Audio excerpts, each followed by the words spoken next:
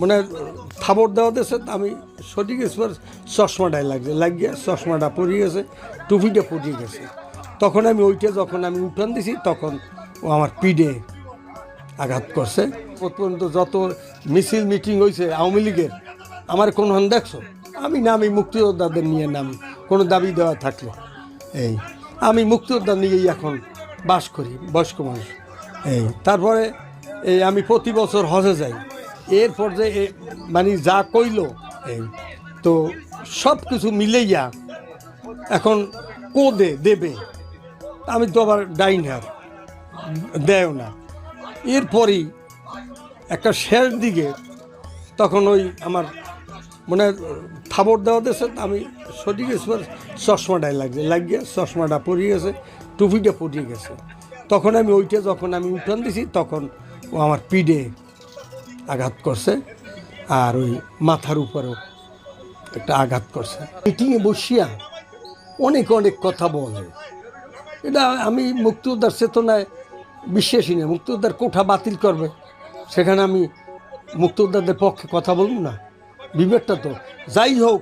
তারপরে সেই জন্য কি তুমি বিএনপি করতে পারো, তুমি অনেক করতে পারো, শেখ হাসিনার গালি দিতে পারো, কিন্তু তাই বলে কি তোমার গায়ে আমি হাত তুলব? খুবই আল্লাহর কাছে বিচার দিছি। তারপরে আমি একটা প্রশাসনকে তো আমার জানাইতে হয় যে ঘটনা, আমি তো মুক্তিযোদ্ধা, তুই ভুয়া মুক্তিযোদ্ধা, এটা কি গালি? আমি একজন মুক্তিযুদ্ধের সংগঠক। এই বরগুনা, শুধু বরগুনা জেলায় না, আমি আর সিদ্দিক যখন মুক্তিযুদ্ধে প্রথম নামছি 26শে মার্চ, পরে তো আর আমরা দুইজন ঘরে উঠি না, তখন পটুয়াখালীও, এই যে মির্জাগঞ্জ, তারপর গুলশাখালী টেলি, বিগাই, এই সমস্ত জায়গায় আমরা সংগঠক হিসেবে মুক্তিযোদ্ধা সৃষ্টি করছি। ফারুক মোল্লা কীভাবে মুক্তিযোদ্ধা হইল, সালে ফারুক কীভাবে মুক্তিযোদ্ধা হইল, আমার তো কিছু করার নাই। যাচাই বাছাই হয়েছে বিএনপির আমার। একই আমি বাতিল করছিলাম ফারুক মোল্লারে, সালে ফারুকের বাতিল করছি। জিজ্ঞেস করছি, বোর্ড আসতো, আমি তো আর একা না, 7 জন নিয়ে বোর্ড। সেই বোর্ডে জিজ্ঞেস করছি আপনি কোন ট্রেনিং দিয়েছেন, আমি ট্রেনিং দিই না। এখন তারা কীভাবে কোন কলমে আমি লেখ মুক্তিযোদ্ধা?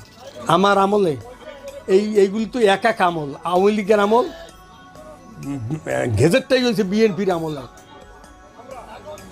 সব কিছু ওখানে। ডিসি আমাকে অন্য রুমে সরাই দিয়া হেয়ার পর তালিকা করছে বিএনপির লোক, জহিরুল উকিল, তারপর ইসুফ মেদাল্লে লেমুয়ার জেলার দায়িত্বে আনলে, ফারুক মোল্লার আমনা বগ্নিভোজ এগো লইয়া হের পর তালিকা করছে। ডিসি আমারে এডিসি জমশেদ সাহেবের রুমে বসাই রেখে